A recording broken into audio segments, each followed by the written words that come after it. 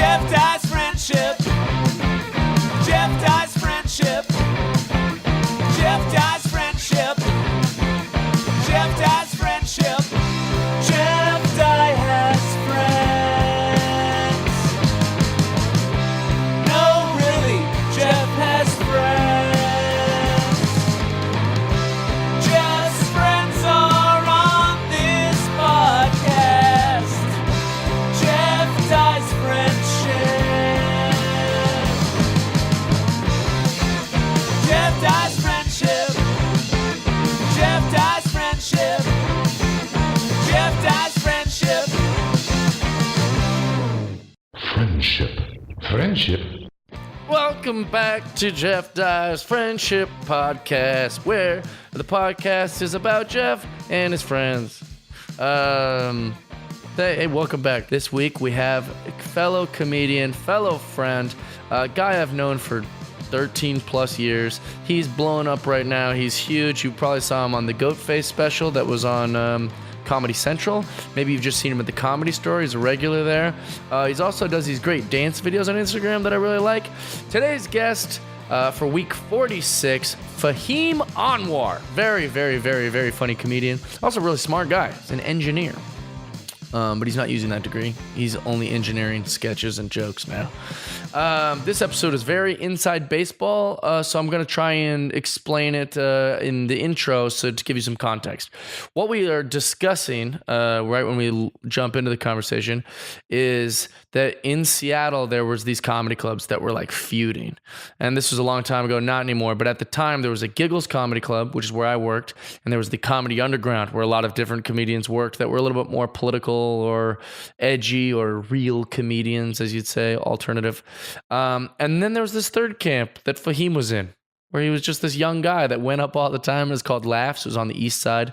And they were never really in the battle. They were just kind of this island of, they were like Swiss. They were just sitting out there, not battling. And so we didn't get to really know FAHIM. We just only had heard legends and tales. But he's a really great guy. I think you guys are going to really love this episode. So when we talk about Giggles, we're talking about this clean comedy club that was shady behind the curtain, but was the clean comedy club because no one said fuck. And then the other club, which was just as dirty and scathy and whatever, but had a better reputation because nobody knew who that owner was. It was just a regular place. You guys are going to love this episode. If you want to watch it, go to patreon.com/Jeff Dye, and you can subscribe there and watch this entire episode. He's very funny, very animated guy. I recommend watching this one for sure. Or if you're just listening on iTunes for free, hey, that's good, man. That's a deal. $0. If you are, though, subscribe, give us a rating. We love you guys. Enjoy. Friendship Podcast 1, 2. Camera 2, 1, 2. Do I got to do that? No. If you want. If you'd like. There it is. It feels good when everyone does that thing, which is the whole thing. Community we're thing. friends. Yeah. It's You it's don't about want to happiness. be the guy, the one guy who's not doing it. And he'll roll his eyes. He'll be like, "Did you notice that FAHIM didn't clap?" He didn't even It's want almost to. like a good sociological study. Just like Just it's use like involved. personality trait. Like, will they clap or not? Who's proactive? Who's going to say, I'll do one? I'll do one too. You know what we should do from now on for every guest is like we do our claps and then just turn and look at them and don't say a word. Just see. wait. Just stare. If you stare at them long enough, they will. They will clap. They'll be Should like, I? They don't even count. Thanks for having me. Dude, I'm so excited to have you here. Like most episodes, I'm going to start. I'll say a bunch of stuff in the intro, so they'll already know who you are. But to me, who you are is we both started in Seattle, Washington area, Seattle area, Washington State. Yeah. And I still got a 206 number, there was man. kind of. Oh, you do? You didn't change it? I kept it real. I like that. I really like go. that a lot. Well, when I was there, I had like a 425, so I didn't, My parents is a 425. But when I got a cell phone, I was like, oh, I'm getting 206. 206, big what it's- deal. No one's got to know I live in Woodland. Yeah, no more 253 for me. No, I would have. If I'd have gotten the 206, I would have kept the 206. I'd have been pretty proud of it. Yeah, but no one so reps 425. when we started, the comedy scene that we started out in was so unique. Now that I've traveled everywhere, it's not like that It's not anywhere typical. else. It's all I really know, though. It is so not like that. Yeah. Like I think the men that owned the comedy clubs in the Seattle area, had just read old 70s comedy books and were like, this must be how comedy's supposed to be. Or they've just been in comedy for so long that they're like, this is the way. So there was like 3 factions. Yeah. Oh, maybe 4.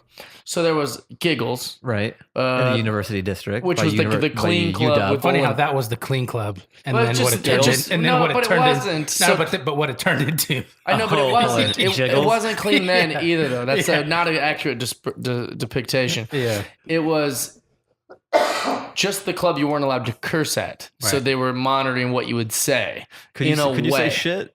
But But the F word was off limits? the F word was off limits, and any sort of if you were going to talk about sex, it would be scoffed at. Like, oh, that's too dirty. And then there was the Comedy Underground, which was just basically ran, as it was in 1975. Just nothing updated, and everything was like the comedy boom. So those were the main ones that people were aware of. Yeah. I would say like the bigger, not the yeah, bigger those ones, were but like just the 2 tent poles in Seattle, Right. the Comedy Underground and Giggles. And then the third one Came was, later. Laughs? What did you say? well, I wouldn't put Laughs there. I'd put the Republic of Comedy, like the alt scene. That happened later though, because I Okay. started I started before you. You Right. came. You were at Laughs before it was a big club and it was just like a It was restaurant. part of a Ramada Inn Right. in Bellevue, Washington. So then we'll leave the alternative guys out of it. We'll say that there's Because 3 factions. that was a later development. That started like bubbling maybe my last year in Seattle before I left. Okay. And that really sucked because I had been doing stand up in Seattle for like 3 or 4 years. And then this really exciting young scene hip with Capitol Hill and Mhm. People's Republic of Comedy. Like people start caring, because Right. I was just in the like traditional club system and all that. Yeah. That's all there was. But then when People's Republic came along and all these hip shows are happening, and then Which I they would have, you would graduated. have crushed it in that scene. Yeah, it would have been for nice sure. to do something different. You've never been like the standard setup punch I was always tag so guy. young, because I was 18 when I started, and I'd be hanging out with like Tracy Tufts and Dwayne Goat, and I love these guys, but like there was kind of a chasm between. I didn't have a lot of peers. I just had a lot of older guys that I'd be Right. hanging out with, and then People's Republic of Comedy would have been like kind of cool to be associated and play to people your age. You know? So when But that's just the timeline. we'll forget about that because that was much later. Mhm. But when I started, it was in 2005, and it was at Giggles. I was just like, this is the big one, and if everyone hates me here, like this is where I have to work, and if everyone hates me at the Comedy Underground, it's just like that's where I go up. I wasn't even aware of this place called Laughs, Yeah. and it like an old Western. It was like there was this tale of a kid that would go up there. Oh, really? Yeah. I don't 100%. know. I'm only telling you this, This is from like this hilarious. is Oh, this is definitely so- my perspective. I'm already loving doing this podcast just to catch wind of this tale. Well, it was, and they were like, dude, there's this kid that goes up there. He goes up every week, and Dave likes to keep him away. Dave is the guy who ran Laughs with his wife Angela. And Wait, he likes to keep me away from what? he was like, he didn't brag about how he had a guy there. It was almost like his own like secret weapon. It's like he was afraid that Terry would find out or Ron from Underground would figure out and be like, oh, he's one of us and we're gonna manage him and we're gonna. So we would always hear about this guy who would just crush it and all this different stuff. And then one time there was a showcase for some sort of thing that Pat In Montreal? Wilson. No, I don't know what the showcase Or was it was just for like Pat Wilson gigs? Yeah, it was like a Pat Wilson thing. right. And What it was your first paid gig? Was it a Pat Wilson gig? No, my first paid gig was I remember Mine was a- Hawkeyes. Oh, Hawkeyes! Yeah, and I was so excited because my Wow. name was on the billboard. It was me, Andrew, I did Brian Moot, Hawkeyes and one Matt Schmidt time. were supposed to go do Hawkeyes, but when we pulled up, it said on the marquee my name, and so everyone's like, "Well, we guess we know who's going last," because like it wasn't supposed to be like that. It was supposed Isn't to it be funny all how of us. like even in that infancy part of your careers, you're bummed out over a Hawkeyes Yeah, billboard? yeah. You're like, oh man, Yeah, I'm it never was- gonna make it. I'm not on the Hawkeyes billboard. Well, it was because we were so excited to be like driving there and like, ooh, it's a long road gig. We're gonna get probably $10 each and a beer. Yeah. And so there was some showcase at Giggles, and it was before the open mic. So like we showed up to the open mic, and there's just all these people there, and comics wait in. We're like, what? This is where we work. Like, what's happening? And I sat in the back, and I watched 2 people bomb. I actually watched Dave Chili Chili Dog. Chili Dog. Yeah. Dave Chili Dog. Dave Chili Dog Yeah. not do that great, but I already knew he was like a funny guy or whatever. And then you went on, and I was like, "This is the guy. This is who they talk about at Laughs." Right? It was a big deal to me. I don't think I would have been able to live up to this pressure if I knew what the legend You was. crushed, I though. would. Oh, okay, that's You good. crushed, and you crushed in as much as you can, Uh-huh. in that circumstance. It's what 6:45 or 7 p.m. and like a half. The daylight show. Yeah, not even half Yeah, filled. people I don't mean, know. just a Sunlight really is great for stand-up comedy. Oh yeah, people just love soaking in those rays yeah. People love and that. getting those chuckles in. They can get to Like bed. if you can organize an outdoor daytime show, Oh, those are the best. that'd be Like the no dream. covering, just the audio kind of just filtering into the And everyone's universe. very indifferent, like it's music, just talking and Yeah, eating. yeah. That's what we like. That's what we love. And so you went up and you did some joke about something about I don't remember what it was, but it was very, very funny. And then I remember that you felt like they didn't laugh hard enough, which we were like, "This is great." And he's like, "Oh no, you were punishing them for laughing hard because you were like." "Oh, you guys really like the spousal abuse humor. Shame on you." Something like shaming that. Which I thought was so funny. It was like this new level of like, what? He's doing these great things. And so then we snuck to Laughs once to watch you do a whole set. Oh, for real? Yeah. Jeez. Me and Brian Moot. Wow. That was a big deal. Well, And that's then flattering. later on, we were just so excited, but we also felt like you were kind of hidden from us because the scene had so much drama and so much stuff. Yeah, there was the I Bloods and the Crips, and then you were like this neutral area where everyone respected and revered you. I guess I will, because I came before that. I was Happened. grandfathered in. Right. Whereas if you were a newer comic, I think lines were drawn Right. where you had to play giggles.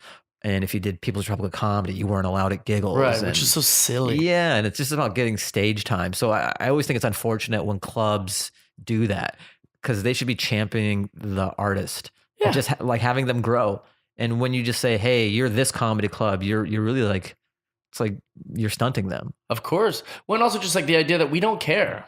I can't remember how many times Terry, the owner of Giggles, would be like, "I heard you were at Comedy Underground on Tuesday." I was like, "Terry, you're not even open on You Tuesday. shouldn't care. You're not open. Yeah. If you were open, I'd be here. And- but since you're closed, I went there." And like, look, we're in LA now.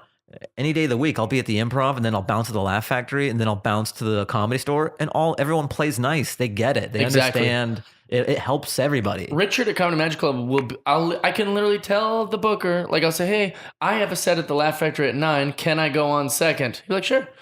Like Yeah, he doesn't go. You don't. You don't you're work dead anymore. to me. Yeah. Which is the weirdest part about like Seattle is like it would be the idea of me doing 2 different comedy clubs in the same night would be like the biggest secret I have to keep. I can't tell anyone. I would have to make something up like, "I'm going to dinner with my parents," who don't even speak to me. Right. "I'm going to dinner with my parents at 9. Can I go early?" And be like, just pray he doesn't find out. Yeah. It's the weirdest thing. Yeah, I never had to do that. But I was just sort of tucked away at Laughs, and it wasn't by design, like I'm some secret weapon or something. But I think the very first club I ever performed at was the Comedy Underground. Okay. I did like 5. I had graduated high school, and this woman Pam Mann from Unexpected Productions. Did you know her at all? No, I don't know who that is. So in my drama class, we had an improv unit. So she taught improv for like 2 weeks. And then at the end of the school year, I put on this comedy night, and I did stand up for comedy night. I did like 30 minutes, which is fucking ridiculous. That's that's like way too much A time. long set. Yeah, like Now. it's just to be out the gate. Like, Sometimes when you go to the Laugh Factory, you're like, "How much you want me to do?" They're like, 25. I'm like, Jesus. It's the Laugh I know, Factory. What I are know you what mean. talking about? Yeah. Yeah. Whereas I'm like, oh, I got 30 that they got to hear. But whatever, it's an insulated environment. It's your friends. So I did well for what it was. It was probably, terrible if you In hadn't- hindsight. In hindsight, yeah. But whatever, it was a warm environment. But Pam Mann was there, and she works. She was like a performer at Unexpected Productions, which is like Seattle's UCB, or it's like their improv. Okay. And she goes, "I have a friend who does stand up. You should do stand up at the Comedy Underground." And I don't think it was even on my. I didn't know that existed or How old anything. were you? 17 years old? I was like 18, I think. Okay. Yeah, 17 or 18. And no, I was probably 18. And she was like, "Yeah, I got to take you there." So she kind of held my hand to my very Nice. first open mic. And I did 3 minutes or 5 minutes at the Comedy Underground. And it was pretty Fun. decent. Yeah, it was fun. And then I just kept going back more on my own throughout that summer. I just kept on driving. And then you do something for long enough, you just kind of become that thing. Right. When also, so you were fairly good for the most part. Out the gate? Yeah. Yeah, no? yeah. Like There was never, because I mean, like if you watched me the first few weeks I did it, and then even just went like 4 months later, and then went like 4 months after that, and then keep coming, you would notice such a dramatic difference. Because I like didn't know my voice. I was like, I was very copying Dane Cook for a long time, and then I had to like learn the formula of jokes. So I went from like dog shit to like sort of dog shit to okay to like tolerable but no laughs. You know, it was like a real progression. Whereas like, I mean, mine was too. There was this progression. I think what I always had out the gate is I would just really believe in this strong idea I would have. Like I could see it in my mind, just kind of the way I write jokes and stuff, even early on. It's very funny to me and I want to see it to fruition and I could commit to this thing. And so there's confidence in the commitment to the bit. yeah. But I think what came later with the Comedy Store when I got past there was becoming more of a three-dimensional person, whereas I was like doing these set pieces in my early days of stand-up comedy.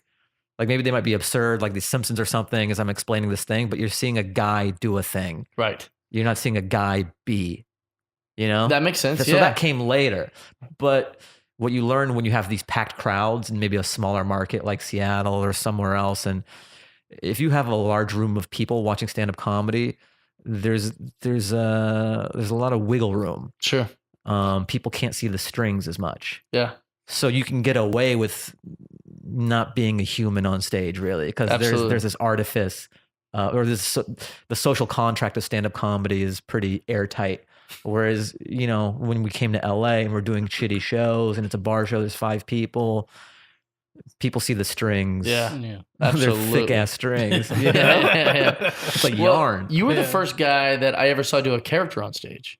You kind of did. Oh yeah, I would do some stuff. I forgot that I would do some stuff at Giggles, or But it was almost like you came to Giggles to do it. I did. Which is so great. Was it some Pakistani guy or whatever? Nah, I actually, it was really kind of influenced by Ollie G. It was a very like, it was like this gangster ass like guy. I bet there was dance involved. I don't recall dancing. Oh, okay. I know. I'm a huge fan of the dancing that you do now. Thank you. I love Yeah. it. I makes think everyone I'm happy. the only stand-up comedian who just like dances unironically, and people don't know what box to put that It's in. great. Yeah. No, that's good. That's the beauty of just doing whatever the hell you want to do. Yeah, and I think there's just something about stand-up comedians, and the MO is like to be too cool for school for a lot of things, and but I think there's just fun in being yourself and not kind of giving a fuck what other people think. And also I've learned, just because we're in stand-up comedy, sometimes you think things always have to be funny to be good. Sometimes things can just be entertaining. Absolutely.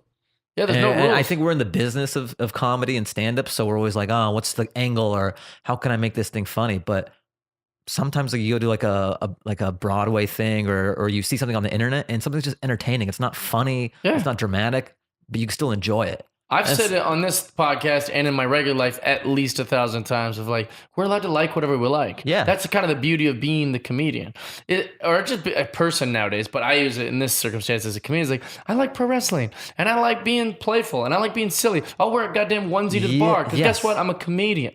I don't believe in any too cools. If you want to dance, I fucking love that you're dancing. Do you know who Josh Nelson is? Yes. He posts like 40-minute long like live dancing. Oh yeah. And it's how he's like losing weight. And he's not dancing good. It's not like you dance good and fun. He's dancing just fun. Yeah. It is like fun, like all this stuff. And he's sweating and people are just like chiming in like this is the greatest thing I've ever seen.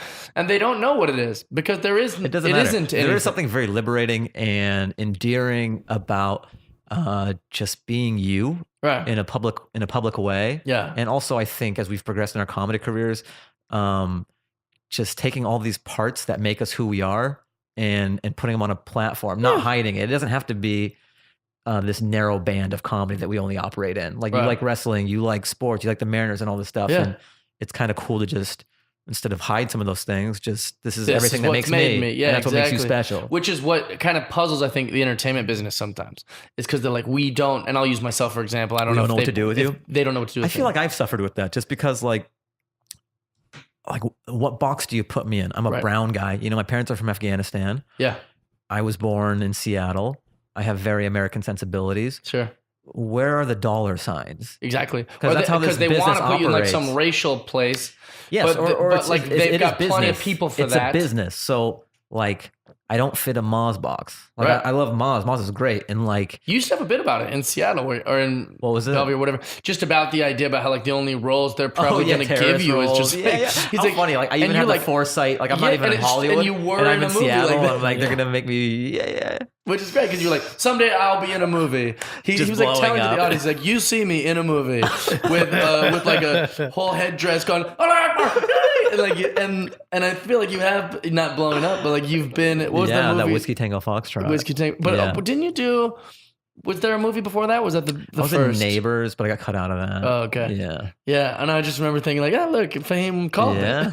But the reason I did Whiskey Tango, because it wasn't like I wasn't playing that, even though I played an Afghan Right. in that movie, just the people involved with it, like Tina Fey, Margot Robbie, and like Martin Freeman and Alfred Molina. It was just it was such a great comedy project and so many great people. And the role wasn't too stereotypical. Like he was a fixer. So Sure. he was a little more three-dimensional. It wasn't like I had the C4 strapped to my chest. Right. I was like, how You know- funny I'm just thinking about like movies where they do that. Like they Yeah. have to do multiple takes of brutal. that. Yeah. I'm just thinking of like take 14. Like, yeah, just from top, just scream higher pitch. Did I have this on? Or no, yeah, it was on. Where Was the turban crooked? All right, let's just do it. I got it this time. So we But got like it. for Check the me, gate. they want me to be like a douche. Like they're like, oh, you're a white guy douchebag. Isn't it funny when you come to this town, like they'll send you out for a certain thing all the time? Yeah. Yeah. But these things, I get in there and they're like, you're too nice for this. Like And like you go, shut up, bitch. And they go, oh, I was wrong about you. maybe. Shut your trap. Let's take it from the top. Yeah, when were women allowed to talk? But that's what they want me to be. But use that into the line. they can't figure out like what to make me. I'm like this big goofy kind of gangly stoner neighbor guy, but they've got other guys. I don't know. It's like a weird thing. Yeah. Anyways, the weird part about me getting into all that was what are you trying to do now? Like, do you want to do like the characters, like the goat face thing?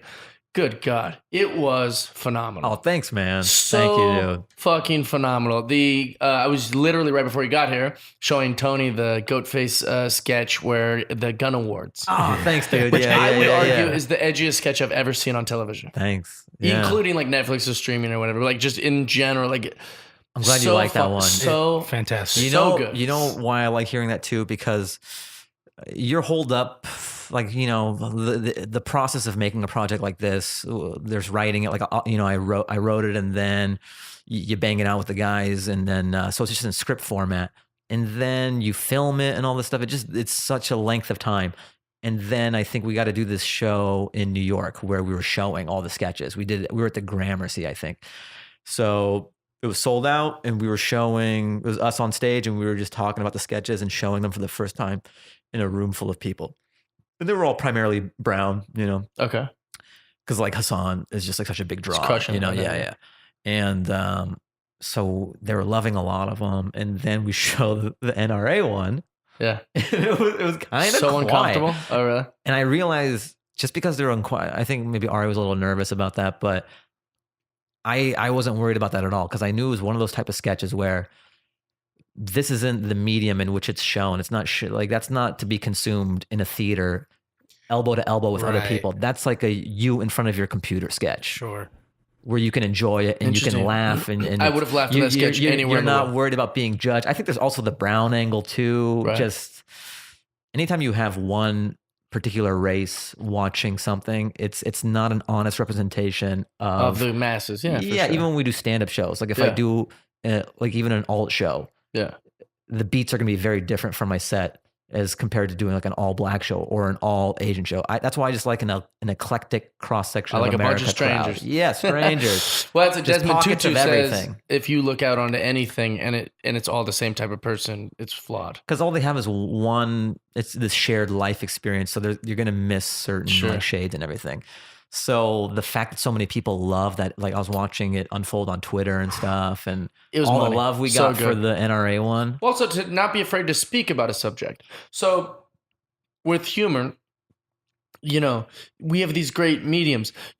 if racism is a huge problem, which it is, we need to make sketches about it. Mhm. We need to make jokes about it. We can't just not talk about it. Yeah. Like you can still be racial. Sure. You can't be racist. Yeah. And if you're going to point out racism, then yeah, let's get into it. Not just ignoring anything with guns whatsoever. Like it's hilarious. And I think the execution of it, because I had written 2 sketches that address guns. One of them was just sort of pundits on CNN talking, and that could seem very heavy-handed, like you're being talked to.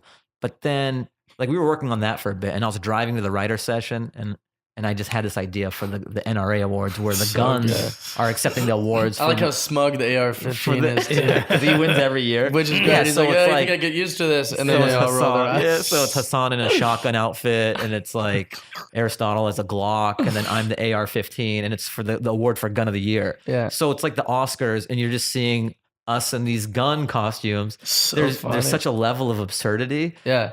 Or that you that kissing the can't, rich no matter white guy as a senator me making is out with so a senator funny. and like fist pounding a white guy who's just like in a straitjacket. He's a school shooter, right? He's a school shooter. Yeah, for sure. Yeah. So it's just so absurd that even if you're on the other side of the issue, you can't help but laugh because Right. we're in these foam costumes. Yeah. Whereas if you're doing like a John Oliver, and that's great for what it is, but Yeah. if you're doing this talking head shouting down to Yeah. the other side, they're already out. Then yeah, nobody's listening. Yeah. But I think the packaging for this message was so great. That's why I love it. I think it was fantastic. It was there was such a perfectly level of absurdity. also, I'm a guy who literally advocates for like, let's make fun of everything. Like comics are geniuses. We're the jesters. We're more important than the king. Like we get away Especially with nowadays, everything. it's insane. Like I thought this comedy bubble was going to burst. Just there's so many specials on Netflix and No all way. that. And I'm like, how long? I'm like, oh, it's going to suck. Like the bubble's going to burst before I can even get my Netflix special, or, you know, just the way things are going. But culturally, what's going on with freedom of speech and, you know, trigger warnings and all this stuff, the spotlight is swinging to stand up now because it's the last place. It's To be honestly the last truly place. talk about it. Yeah. And that's why it's getting even bigger. When also, if your bit is good enough. Mm-hmm. So now instead of comics just being unknown, and if you're really good, you're famous. Now everyone's known, and if you're really good, you're a celebrity. In Yeah, my opinion. yeah. So in a way, it's just kind of folded it that way, which is better for us. You know, now I've got friends coming up to me and be like, you know who Tom Segura is? I was like, I never thought that this would happen. That Yeah. you would just know. That you always knew. Like I think part of it is the podcasting boom, though. Like, there's been waves of it. Podcasting has been around for a while. I give all the credit to Netflix, and then with the There's that exception of too. like. I would say Netflix was ground zero for the comedy boom, and I would say podcasting is like the second or third tier now. Because Joe Rogan is now Johnny Carson. Like if he Yes. decides you're the guy, you're And in. look at the disciples of, you Yeah, know, like 100%. Ari, Segura. But like don't you think Theo. Segura's came from Netflix? Yes, it's like one hand washes the other. Okay, yeah. Obviously, the people who got in on the ground floor with Netflix are benefiting a ton, like Eliza, Segura, like the Yeah. early days of Netflix stand-up specials. What a great place to be. Absolutely. Yeah. Yeah. I honestly don't think anything's off limits. Me neither. Yeah. Yeah. It just means it takes more finessing or more massaging. Those are some of the bits I love the most in my stand-up bits. Like I can do just straight silly, and that's fun. But the most rewarding is when you actually say something. Okay. What's a bit that you would give an example for that? What would I do? Like, Because I'm finding the opposite lately. oh, you like silly? I'm getting more silly. Yeah. I used to Look, there's a place for both. I don't want to Mhm. be like the truth to power, which I'm not like a huge like. Sometimes I'll have little jabs. It's like boxing. Sure. And, take and jabs if for I'm sure. if I'm talking about the Brown experience, or like on my last stand-up special where I'm talking about like pork bullets or something, you know, Sure. because I read this thing that bullet manufacturer is selling pork bullets. You know, kind of like in the heyday of Islamophobia, if you like shoot and kill Yeah, one of them, so it'll silly. stop them from getting into heaven. And I'm like, do you think God's that technical? Right. You know, you did get didn't do murdered, it. but there Yeah. was pork on those bullets. So I'd love to stupid. let you in, but rules are Yeah, rules. yeah. He's Like- drawing a line in the sand. Yeah. Thank God. Yeah, that, and then like I have this other bit where talking about like there's some white guy saying there's no white terrorists, you know, Oh yeah. and then I was saying like Timothy McVeigh or Right. something. He's like the Eminem of terror. like he was so dope. Even Middle Eastern people were like, you got to give it up. Like he's in my top 5. It goes Muhammad Atta, Chemical Ali. So that's like I can't open with that, obviously. Sure. And that's a fun joke, and it's great to remind people that bad people come from all walks of life. Absolutely, yeah. But that's something that comes, I would say, 70% into my special. But after also I've done some silly. Strangely political, or it's not aggressively political. It depends on where you are. Sometimes I'll do a set, like America's a big place, and Right. you forget that sometimes just because we're based here in LA, and most of the sets we do are in this echo chamber. You start to forget think, yeah. that the middle of the country exists, and then you'll get a gig in Indiana, And then you see the and they'll ratings start for cheering. Big Bang Theory, Sure. and you understand. Yeah, or they'll start cheering at the spots they're not supposed to be cheering at. Sure. You know? Yeah. Yeah. Oh, they're not gonna like the Or punchline. you'll find out that in order to get them to laugh at the Trump joke, to not be put off immediately, Right. the way you get into it is you say, I love Trump. And then they, Oh, all right. you know what I mean? He's got You go, me, oh, yeah. I love Trump. I love what he's doing. And then you get in your Trump joke. Sure. You don't come at it with like, this fucking clown. Right. You know what I mean? Yeah. Especially if the Trump joke is kind of absurd anyways. If you come at it from I don't like this guy angle, they're already like, they're out. Right. But if you just bait and switch them, like, I love what Trump's doing. So something I've been doing, because I work every weekend somewhere, you Mhm. know, like I work a lot in Ohio, a lot in Texas, a lot in Florida. Those are the main parts of my year. And then the rest is kind of all over the place.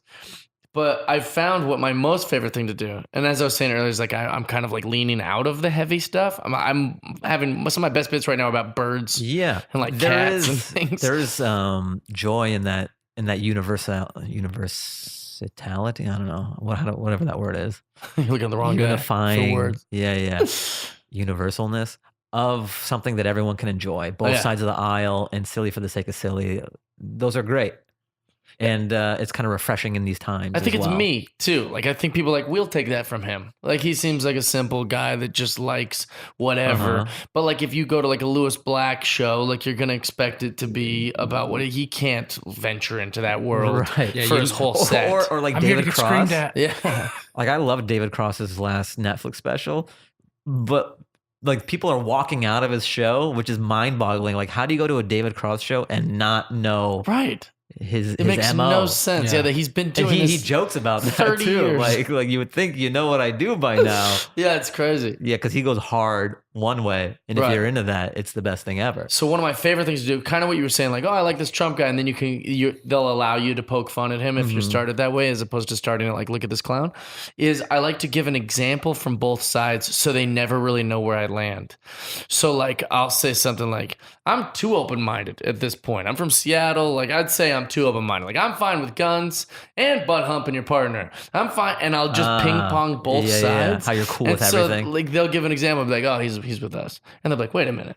Butt And then, humping. oh wait, now he's back. Like it's like this weird thing where I try to pepper both sides, and it's fun for me afterwards because there's some people that will come up and be like, so what's like what's your thing? Like where like wanna they'll put you try in to a box? figure it out. Yeah, they can't figure it out either. Like they want to like you, but they need to know first. Yeah, well, in certain places for sure. It's so weird. I was at a place called the Visani Theater. I'm coming back in Florida. And the owner of the place, right before I went out, he goes, hey, man, this is the first time I ever played. He goes, hey, man, just so you know, if you're going to make fun of, or if you're going to do jokes about Trump, they better be positive. That was the last thing he said before I went on And stage. then he goes, it's like the curve. I'm like, It was break a that leg. quick. They were saying my name when he gave me that advice. And so I just stayed away from it altogether. Yeah. But it's like such a fascinating, the country is so weird. Yeah. Yeah. So how did I know Goatface, I was very pissed off when I found out how Goatface worked. Oh, what do you mean? They were like, we'll put this on. Uh-huh. It's once. Yeah. And then we'll see how that, it's like, what are you doing, television? You've Yeah. got 4 incredibly talented guys. One of them couldn't be more famous right now. Oh, I know. Like he couldn't be more Yeah. famous. And you're still not willing to give that 12 episodes? Yeah, I don't know. TV What is has happened weird. to TV? Yeah. So we're still waiting to see what happens with the show. Was it I well would love to received? do more. It was like I don't know what the actual numbers are. I think the numbers were slightly better than what it normally does. Like Okay. specials on there. But like it was reviewed really well. Like AV Club gave it an A-, and they tear everything apart. Right. And I was kind of waiting for a lot of hate, maybe just just by nature of being 4 brown guys Or on just TV. being on TV. Yes, that Dude, can you rub, can make something that could genius rub, and yeah. they'll shit on you. But I was surprised at how like overwhelmingly positive the That's show great. was received. It was smart. Yeah. And it was good. And I think you might have fallen the same camp as Money from Strangers when I did that show on Money from Strangers or on MTV, where anybody that would troll us, they were in our demographic. So I feel like the type of kids that would just troll, like just rip apart a show. They weren't your demo to begin with. No, they were our target demo. Oh, okay. They're like snotty, smart ass skateboard kids, you know, and they're gonna fucking love it. So that like anyone that would have hated Money from Strangers isn't on Twitter, Right. or just wouldn't have watched our show on MTV. So like my grandpa maybe never saw Goatface. Yeah. You know what I'm saying? Like he might have strong opinions about that, but he's right. not That's watching. a good point. They're not watching Comedy Central or like, tweeting for that right. matter. So they're kind of this throwaway area. Yeah, I was excited for the show because I just feel like there's a lot of brown people out there who were brought up like me, who are American, but also have that side as well. And Yeah. I don't think there's ever been a show that speaks to that experience in a smart way. That's not In a great hammy, way. you know? That shoe sketch. Oh, yeah. So I've seen that one. That Yeah, one's- you know what's funny is I'm not the target market on that. I'm not like a shoe guy. Right. But still great because Yeah. I you know what the about those game shoe is. guys. Yeah, you I know know. all the Jordans commemorating his life. What if it was the less glamorous parts of his life that were commemorated in his shoe? Right. And away we go, you know? Yeah. The Hanes commercial, the gambling debt. Yeah. And I pass those stores every day. I feel. Yeah. You know what I'm saying? Dude, on La Brea, people are camped perfect. out. And like I don't know how many times you see like what's the rapper from Fuck That's Delicious? Action Bronson. Action Bronson, like he had a show like that for a while. Where he's like, "Yo, these shoes are the flyest." Yeah, Like it's the yeah. same. Yeah, so I think it's so good. So let's say, is there a way that maybe Netflix could scoop up a Ghostface? Or like, how does that work? Is Yeah, some sort I think of Comedy Central contract? has the first play to, he's in to there. act on it. Hassan's in yeah, there he's for already sure. at Netflix. I think part of it too is like somehow we want to make it work. I mean, some people are pretty busy. Like he has Patriot Act going on. Yeah. Oh, he's been So- killing it. I think something will happen with Ghostface. We just don't know what the composition and like the moving parts of that will be. Sure. Yeah, but I think everyone wants to do it, and we're just waiting. And this is something you could help me on as far as just as a human being. Okay. And just know that I am naively limping into this as like, hey, I'm open. I'm not that committed to this opinion. The first sketch you did in Goatface, and this is what I'm about to share is exactly why Hari Kondabolu wishes I was dead. When I watched it, I got the first sketch where it was like dads. Oh yes, it's Baba Knows Best. Yeah, and the premise, could you explain that to... So Baba Knows Best. The premise is like Middle Eastern dads don't cry. Like you're considered weak if anyone sees you cry. It's kind of a stereotype. It's true of my dad. Some people will be like, "Oh, my dad's a softie," but I think that's an outlier. That's not typical. Right. For the most part, the game is Middle Eastern Culturally, people. their they're age- stone. They're stone. Right. And they're like so- tiger moms where they expect Yes, they their kids expect to the be the best. best. So the game starts with I think the shoe throwing. Is that the first game? I don't remember. Yeah. So basically, they intro all the dads, you know, so you get their life story real quick, and then one of the first games is it's like the 3-point contest, but it's the racks of shoes. Right. And so these things pop up. They're children saying things that, you know, dad wouldn't be into, Right. like I gotta see. And then it's like whoever can throw the Yeah. shoe. And they're like aggressive. It's like a carnival game, you know? Yeah. And then there's the money shoe that's painted like the money ball in a Yeah, yeah, 3-point yeah. contest. So there's just all these Middle Eastern dads trying to win this game, and like, you know, there's points and all that. And then the final game is called Like a Rock.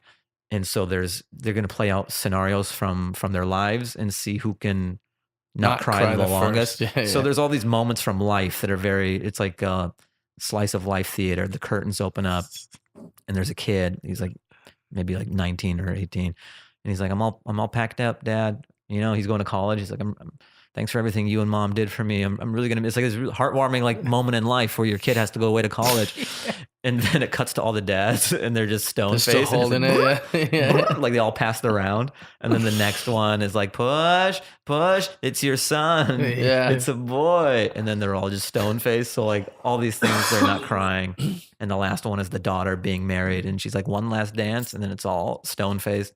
And the thing that actually makes them cry is Their father. they actually have video of their dad saying, I love you. Yeah. And then they And all I'm break proud of down you, and then they immediately. just all He goes, break "Son, down." I love you. And then they're like, you see them welling up, and then they have to do a photo finish to see who actually cried first. It's so good. Because that's the only thing that'll kill you as a Middle Eastern man is like your dad actually saying they're proud of you. Yeah, 'cause or it's they so hard to love get, you. right? Because you get none of that. Yeah. Yeah, I don't think my dad's ever said I love you. It's a very Western culture thing, isn't it? I know my dad does.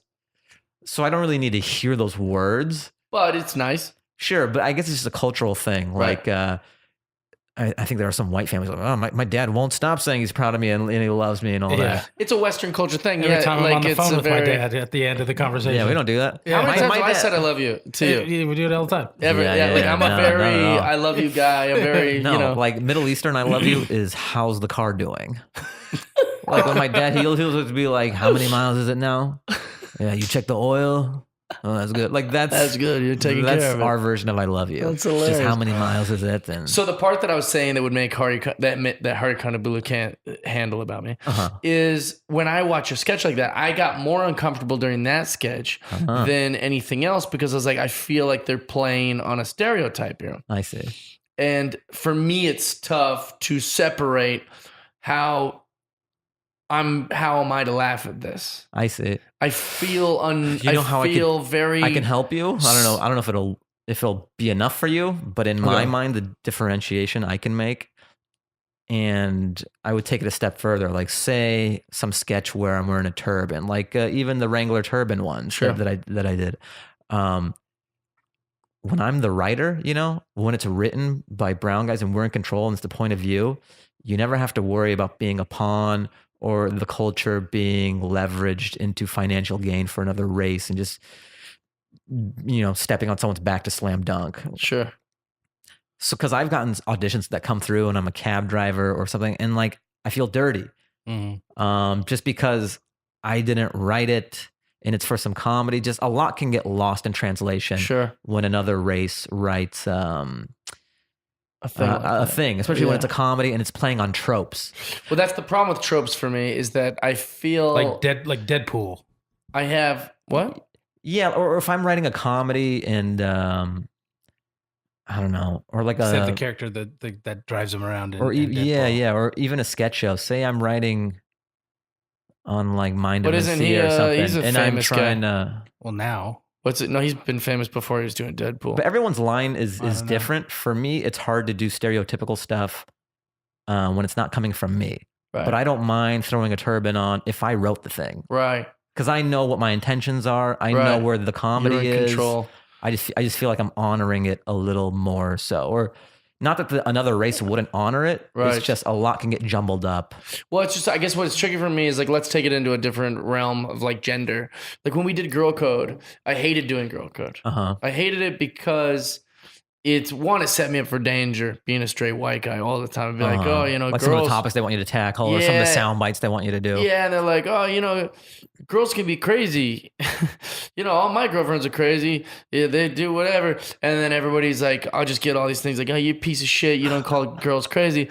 But then, Jessica Peluso says girls are crazy. And like, she gets us. And they're just like eating. There is double standards. I've thought about, this is a tangent, but like I want to do a bit about it. Like how right now, like if a girl, sleeps with a lot of guys and everything, everyone's like, yes, take your power back. Like, yeah, Right. you go, girl.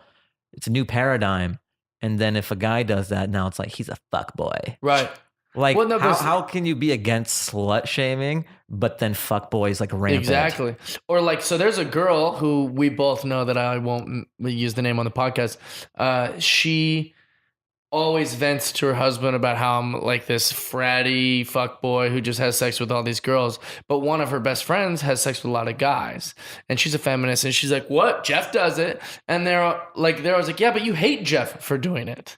So you can't, it's one of the, you don't get to celebrate her for doing it. The popularity of the term fuck boy. Yeah. And it's everyone crazy. just being behind shitting on like fuck boy. Right. It's like, do you not remember what you were fighting for? Just like It's crazy. yesterday? Yeah, It's exactly. just, because it's You don't on the remember other your- foot. Because it's You on don't the other remember foot. your last tweet? Yeah. But what's crazy, so, and I struggle with it with race because I'm just like, no, we can't do these things. We can't do these things. And I think it's just because because it's I've been coming- taught, like, 'cause let's not do we- these things, and then they'll do it. It's kind of like the cheerleaders. Because it's FUBU, man. It's for us, by us. Like Right. we wrote it. That's but why. does that make it okay for me to laugh at it? I think so. How do I know? Yeah, I'll give you carte blanche. Do you see what I'm saying? You though? have Like, permission to. If I'm like, because that is what Indians are like. Like, that's pretty brutal. But it's almost like, you know how Because you can't certain meats control will the say audience. You can't decide. You can say forest bias, but guess who's buying FUBU? Everybody. So it's like, it's not for you. It's by you for sure, but Yeah. it's not for you because for everybody. Yeah, but, it's for everyone. But the fact that it's by us is is big. huge. It's almost like a kosher stamp or a halal stamp. Okay. Just know that the writer's room was comprised of us. And no one told us, like, no white guy was like, hey, throw a turban on, do this. Right. Because that's when you run into trouble. Like, Yeah. am I laughing at someone who's forced to do something they don't want to do? Right. Is this a bastardization of the culture? But if it's coming from a pure place, like, it's a genuine POV. It's Sure. our life experience. So that's why I think that's the difference Yeah. between just an open casting call for some Middle Eastern shit. Because we did a thing on Access Hollywood. One of the current events was like, are cheerleaders necessary anymore? Is this objectifying women? We have a football game and everyone's there to watch football. Yeah. But then when The the game's cheerleaders come not on. on, we got a bunch of half-dressed, super hot, like 20-year-old chicks with their boobs hanging out and they're dancing around. Yeah. Do you think with kids being there, Is that appropriate? and Blah, blah, women blah. being there, you came to see football. Would you really miss it if it was gone? And I'm thinking, Seattle boy, like just like maybe, you know, stay good, like be liberal, do what you're supposed to do, but also what do you really feel for women? And I was going, you know what? As much as I like beautiful women, I think they're right. I think I could do without it. And I think maybe it's not appropriate. Like if I want to go see women dancing, I know where I can see that. And I don't need them to be strippers, but I'm saying like I can, there's more appropriate places where women can be scantily clad dancing. I don't think a game is necessary. Who loves it? And if they do, it's just because it's been that way. It's been Forever. grandfathered in. Right. It's like, And so I make this statement, and I get the, that was honorable. You were on the right side of history on this. Let's get these children. The next day, we have the Spurs cheerleaders They have or a bone to pick with whatever you? they were that got fired, and they're like, you don't understand. Like we love that job and we do so much for the community. We do more community for the. here's the thing. Like, I don't deny that the cheerleaders love the job. I'm sure they love it. I'm sure they do a God. ton for the community. But just objectively, from like watching guys give CTE to each other, Yes. like you're such a satellite part of what that is. Right. You can't pretend like you're integral to the game. Like, I don't deny someone loves curling. Sure. I don't deny that it means a lot to them, and maybe they give back to the community. Maybe you really love dolphins, but they shouldn't be in a pool Like in football- Vegas where you're I selling don't it out to think tourists. football would take a hit financially Never. if cheerleaders weren't a thing. Of course not. And that's not to say that cheerleaders don't love their job, and I'm sure they're great people and all that. Right.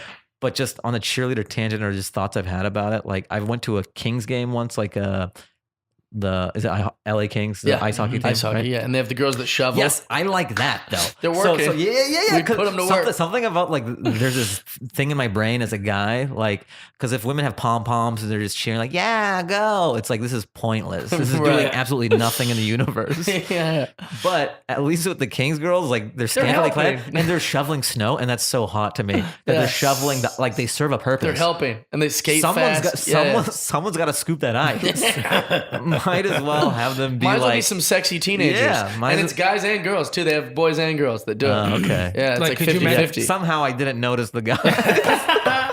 But also, that's good for girls that are watching. They go, oh, that guy's a hot guy. yeah, and but he's, I can get behind that. Yeah. Well, Like but if, it feels if the like. cheerleaders were on like a lawnmower and Right. like clipping the end zone, Right. sure. Well, it Like feels have like them water, have them do something, Or have and them I'm at all the, about it. the Mariners game, the grounds crew that dances. Like, Oh, yeah, yes. that be ladies. Yeah, you just know? have them like be in bikinis and like throw the tarp down. So long as you're doing something, don't just go out there and like, yeah, look You- at me. You can get a toddler to do that. Right. Yeah. Well, that's the idea for me is it almost feels like they're saying like, don't objectify us. We'll objectify us. I think that's what it feels like. And I feel the same with certain like racial things where they're like, you can't say that, you can't think that, you can't laugh at that with your buddies. But when we do it, and you're like, but I don't understand. Like I have trouble it's hard. There's like a block in my head of like, wait, we don't think like that anymore. Yeah, but and they're it's like, kind yeah, of but like- it's different when we're doing it. Yeah. Like I had a guy host this music thing this weekend, and like every joke was about him being a black guy. Like he was just like, oh, I know it's country music because when I hear it, I get nervous. And we're like, all right, yeah, well, 75 jokes like this is a little too many. And just everything was about like. Yes, I think that there's a ratio thing as well. Like, say as a stand-up, if I'm doing all these like terrorist jokes, like nothing but terrorist jokes, or like, but you guys are nervous right now. Yeah. Oh, my phone's not a phone. I get checked every time at the airport. We like, anytime I okay. have wires, people get, you know what I mean? Like, oh, I bought a lot of fertilizer at Home Depot, and people were, you know, like, then it's almost like you're shucking and jiving for the white man. And that's why it feels weird, because this performer, that's the only gear he knows, is just to be a stepping stone for white people or something. You know? And it makes that's the why audience it feels you go. Because that's and people will laugh. But as a comedy fan, if you're in the audience, you go, oh, that's kind of sad. This is all that guy knows. Yeah, it feels gross. Yeah, this is the only way he can get laughs. Right. That's why it feels gross. Yeah. Yeah, it's tricky for me. Because Side note on the cheerleader, a different thought I had, like I was playing NBA Live or something, you know, one of these games. And then I just think it's so funny when you're playing the video game and then the cheerleaders come out of the video game. The like, animatronic. This is like Inception levels of uselessness. Like even if you were in the flesh as a cheerleader, this is pointless. Yeah. And now they're in a video game. Right. And some programmer had to do just the cheerleaders. Like you're but gonna do the virtual cheerleaders are like, we like what we do. Keep us in the game. We do a lot for the ones and zeros on this disc. Like, all right, virtual cheerleader, you can keep your job. Just because you're still in reality, we have to put you in for there. What's your favorite? Are you a big gamer?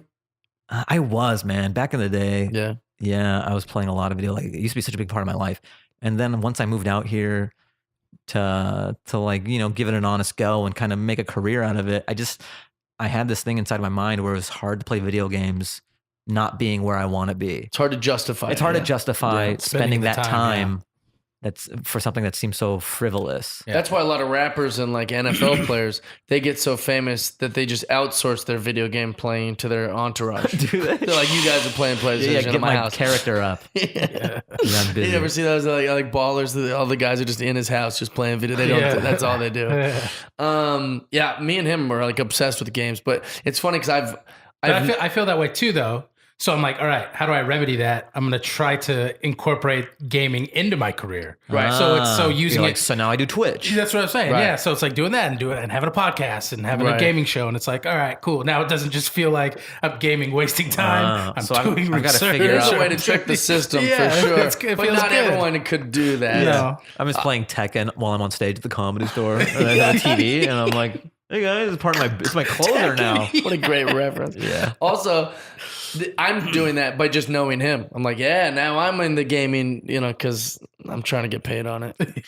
There's all these revenue streams, baby. They're out there. I'm going to be a cam guy. Yeah, but I imagine you'd be good at video games, or is it nothing like engineering? Has engineering helped you at all? He's an engineer. With anything? I didn't mean anything. With video games, is it no? I don't know. I think if anything, it was just sort of me being raised on video games that made me good at it. Okay. Yeah, I don't know. Yeah, probably not. I don't think it's a direct translation. Here's a question no one's ever asked you. Oh, nice. What is engineering? When people say, oh, I'm an engineer, I don't even know what that means. You've brought me into a third grade class and you're the teacher, and that's the jump off point for me. Like, I'm glad you asked, Jeff. What is engineering? What is, like, look at your pencils. Where do you think that came from, kids? I have no idea. Engineers. I have no idea. I don't know what it is. Yeah, there's different facets of it. There's civil engineers, and that's bridges and buildings and just static structures. Okay. And then there's mechanical engineers. That's what I studied. That's what I am. I went to UW for mechanical engineering, and that's like heating and cooling systems. That's airplanes. Jet anything propulsion? Moving. Yeah, like cars, like Elon Musk company, Tesla, rockets, NASA. Yeah. Interesting. So like machines, just a lot of stuff. Yeah. Mechanical. Yeah. If comedy wouldn't have gone well, what would you build? What would I build? What The would you thing be is, building? there's always What a means to an end. department So I'd would probably you- still be at Boeing. Okay. I'd probably Yeah. be sucking the teat of the lazy bee. Man, it's hard to. It's so depressing. Just in my You know, cubicle. our like, listeners just got so pissed off at you right there. I know, Excuse me? Sucking the teeth of the lazy bee? Is that what you think I did? yeah. My dad's worked at Boeing for 35 years. No, My dad's been there a long time He has, too. yeah. But it's funny, like it's depressing every time I go home. I feel like more and more people I went to high school with are like, hey, what have you been up to? Like, well, I'm at Boeing now, Yeah. but they don't sound psyched about it. I always Just say like, like it's our coal mine. Like, look, coal mines are worse, obviously, but Yeah. I think every town has a major industry that kind of pools Yeah. all the collegiate talent. Yeah. And every engineer, most of them I know from UW, they would all get called up to Boeing. Interesting. Some would go to GM or like Detroit and work at some car companies, but a lot of them went to Boeing. I mean, it's right there. They're from the Yeah. Pacific Northwest, anyways. It's easy. Right. Did you like going to UW? Did you party a lot? What'd you do? No, man. No. Like when I moved to LA, that's kind of when my first foray as an adult and independence happened. Because I was living at home my whole Right. time I would just commute. I would drive 45 minutes to UW every day, Wow. park in Montlake, Yeah. do my classes. That's why I was only doing stand up on like Friday, Saturdays. Really? And I was doing laughs because it was on the east side. Wasn't Laughs like a late night Tuesday or something like that? No, laughs It was, was weekends? I don't know, but like I just know that I would perform Fridays and Saturdays, and Dave and Angela would give me 20 minutes, Really? 20 or so. I was getting That's my great time. stage in. time, So yeah. yeah, because a lot of people would be like, "Oh, you're not getting up other days of the week," but those are only 5-minute spots Right. or 7-minute Dude, spots. on Mondays at the Comedy Underground, the open mics would be like 3 minutes. And Yeah. then you're off by Yeah. 3. They're lighting you at like 2. Uh-huh. So you'd have to. Were you around when they had smoke for eaters 3 on the minutes. ceiling? Yeah, it was the worst. Yeah. Dude, I would shower the next day and I would just smell all that cigarette smoke. I always in say my when hair. they made the law to make smoking like banned Uh-huh. indoors, might have saved our lives. Oh, for sure, dude. Because we what, how long we've been doing it? 13, 14 Yeah. years? I mean, I've been doing it that long. That would have. just defi- inhaling that Yeah. every That- night. Like, that's every night. Yeah. Oh, it's just so crazy to me. Now we get vape cake batter. That's it, dude, which I'm into. No, they can't do that indoors either. I've seen people do it. Really? When you work They at the think they're store, I slick? can sometimes I'll Yeah. be at the store and you'll smell someone smoking weed. They just don't give a fuck. Yeah. I saw a guy. I like when I see somebody vaping in their car Yeah. and you just see this giant plume of smoke come out. It looks like the car's fucked up every Oh, yeah. 10 seconds. Yeah, it's Like crazy. it's literally the same amount of exhaust that comes out their pipe, comes out this drive. I go, why does he have a pipe in his Yeah, driver's it's side window? ridiculous. Yeah. One time a guy and his boy were vaping, so it was just like it was a truck. Do you think that there'll ever be a time where we find out that's dangerous? Probably, but Yeah. we're not there yet. We're just not there yet. Yeah. Because like when smoking started, I remember like a sign that said like doctors say smoking is good for you because it calms the nerves. And it was like a sign Is from that like, like the in the 50s. 50s? Yeah. And I was Yeah, like, Jesus. And it was a Marlboro ad, but it was like a great quote from the. I mean, it's funny to think about. Sure, it's gonna be sad, but it's funny to think about like an older man on his deathbed, and he's like, "Yeah, your grandpa vaped a lot. Yeah, we didn't know. We were any at different." Coachella, and everyone was vaping. He had a jewel. It was the thing to do. It tasted like cake. Was I not going to smoke it? Well, But don't now you we think know that it deforms your face, and how stupid people sound when they say we didn't know cigarettes were bad for you. I mean, you've heard people say that, like, "Oh, we were all young, everyone smoked." Like you just sound, Oh they my sound God, like you know what'd be idiots. hilarious? Like if there was a thing called vape babies, like it's making them messed up, or it gives the kids a propensity Oh, for you're like one of those action. vape babies. Like they're always trying to do extreme sports and stuff. They go, "He's a vape baby. He just his mom didn't know. That's why he's trying to jump off I cliffs do all the parkour time." now. Yeah. Well, Yeah, that's why he parkours everywhere. according to the next He Predator, just has dubstep going on in his head at all times. well, the last Predator movie tried to suggest that autism meant you were better than other people. Oh, really? Yeah, the John Connor's son has autism, and the whole thing is that like, oh, he's more advanced than everyone else because he has autism. He's What the is that? next level of human. Isn't there I don't know what the where you're good at painting or you're a savant, is that a level of autism? I think if you're a savant, like you're definitely on the spectrum. Like I think that's part of it for sure. But that's so because we came up with the spectrum. I know, way but- after idiot savants. Yeah. So it's now we're just making it sound like it's part of it. It doesn't make any sense. Yeah. Do you think I the don't know. idiot part was a little abrasive? Not fair, yeah. Yeah, the idiot savant. Well, that's what it's almost called, like right? it's a good cop, bad cop of terms. Yeah, it's Yeah. not good. You don't want that. What's up, idiot? Well, I was thinking about that with Savant. the Museum of Not so Tolerance. bad. Have you ever been to the Museum of Tolerance? No. It's incredible. They have this new Anne Frank area. Like, it's so. I learned so much about like Jewish history and At the Jewish. Museum of It Tolerance? was beautiful. There was certain parts where I was teary eyed. It was a whole thing. Oh, wow. But my problem was that it's called the Museum of Tolerance. Yeah. Like, that's the worst name I've ever heard. Like, how do you feel about Jews? I tolerate I them. tolerate that. I Yeah. tolerate them. Like, that's so aggressive. There was. Call it the Jewish musician or the Jewish History Museum or something. Yeah, that'd be good. Have you been? I had this funny idea for the Museum of Death. I haven't been there, but it's somewhere Don't go. around here. I'm not going to go. Thank God. But I just had this funny thought of like, like Arnold Schwarzenegger going to the Museum of Death as the Terminator, and he goes, "You've all just become an exhibit." And that's just full of dead people. Yeah, that's exactly perfect. You've all just become an exhibit. They're like, huh? Fahim writes movies one line at a Yeah, time. yeah, Just yeah. one I have- line. He's got the I have whole a movie. bit about that where I'm like, I just start with the one-liners. Yeah. Here's Sam Jackson. Do I look like I eat Juji fruits, motherfucker? And now that's in a movie. Yeah, that's been optioned. That's all we have. Just one It's just a sentence. post-it note. Yeah. What do you think? They go, Sam Jackson Do I is look like I eat attached. Juji fruits, motherfucker? I think that's the film. I want to get to that point where I can just sell a movie on a catchphrase. Well, I just thought of it. That's something. It's almost like Daddy Daycare. It's got to be Sam Jackson dealing with kids. Yeah. For some yeah. reason.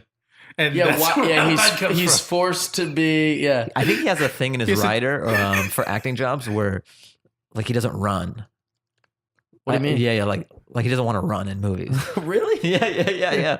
So Did that's you- in there. He's not like he can't yeah. run. That reminds me. Did you know Morgan Freeman has a bad hand? Oh, really? I didn't know this till literally like a month ago. Huh. I know he's a security guy because he did the security for Better Than Ever, and he showed me these photos. And in all the photos, Morgan Freeman has like this hand in a glove. Is it just that's- arthritis or what? He can't move it. Oh. How many movies have we seen Morgan Freeman and we had no idea all that the hand movies. doesn't move? He's in all the movies. Yeah, and I've never noticed that. Yeah. Yeah. he's Well, I'm got trying a to think. There's never been a paralyzed thumb hand. war scene. Huh? But you think there'd be like a gun or him running or something, but just nothing. Just a limp Yeah. arm, I just have this joke that dead like, hand. Along Came a Spider. That'd be the best option. We got to rewatch that movie I'll because say, like- that's like an action. like Liam Neeson has done so many action movies, he could just fuse a gun to his hand at this point, and it wouldn't fine. affect any roles that he has. If Just he's born with literally gun hand. yeah. I believe that. Thank you so much for doing this, dude. What can we plug for you? What do I got? Just I'm doing stand up around LA a lot before I pop out on the road. I'm trying to string together. I was touring with Neil Brennan for a while, but, Nice. but How that's was that? done. It was fun. It was cool. He's doing a lot of theaters, and it was cool to just open up, get some of those fans, and Yeah. just kick it with Neil. He's a great guy. Yeah, and then I'm just going to be doing an hour on my own on the road. So trying to string together those dates. Don't have them yet, but in the meantime, just puttering around at the Comedy Store, Laugh Factory, Improv, and check out Goatface. I think you can watch it for free Dude, it's so good. at We'll cc.com. put a link to it on there. It's so good. cc.com/Goatface. Yeah. That's free. And then my special is also on Comedy Central on demand. It's just called There's No Business Like Show Business. Right. So that was on CISO. That was on CISO. CISO went belly up, and then Now Comedy it's on Central Comedy Central. bought it. So So you got more now money. it's on there. Maybe. What do you mean maybe? Shady business deal. Well, what do you mean maybe? Yeah. Who's working your papers, man? Yeah, That's I not don't good. know, yeah. You're like, It we'll see. wasn't, Well, what do you mean we'll see? They should have definitely given you more money. You would think, but exposure, guys. Yeah. I just want more people to see this thing. And then I it's have a very funny. podcast called Fahim Anwar Dance Hour, Yeah. and then at Fahim Anwar on all social. You're crushing it. I'm sure GoFace is going to be a thing. There's just Yeah, zero hopefully. chance Yeah, that it it won't. was fun. I'm really proud of it. I'm head writer on it. I'm in it. That's my baby. Like stand up and sketch are my two things. That's I how love. SNL got started. Was there was something before that, Mhm. and Lauren kind of poached all that talent. Oh yeah. Second City TV. Oh, like SCTV. Second City TV, yeah, and it was all those guys. If you look at like Chevy Chase and Bill Murray, like all those guys, and Lauren's like, "What? Like, I want to make a thing on NBC, and like I'm helping them." And so it's kind of like I feel like GoFace might be that. It's just kind of Maybe. like somebody's gonna say they're stupid if they don't want that, and then they'll just get you, Hassan. You know, Yeah, like, I honestly feel like we're death row in the '90s. We know what we're doing. You don't need to fuck with it. Yeah. We've been doing it forever. You We were yeah, doing you it know how on to do it. YouTube. Even when they were like, "Oh, let's get a writer's room," I was like, no, we know good. what we're doing. Like, I just generate so many sketch ideas. Yeah. and there's less cooks in the kitchen. It's better. And you can tell when you watch something like Chappelle's show, it's a very singular POV. When you have 20 writers in the room, you lack voice. Right. Yeah.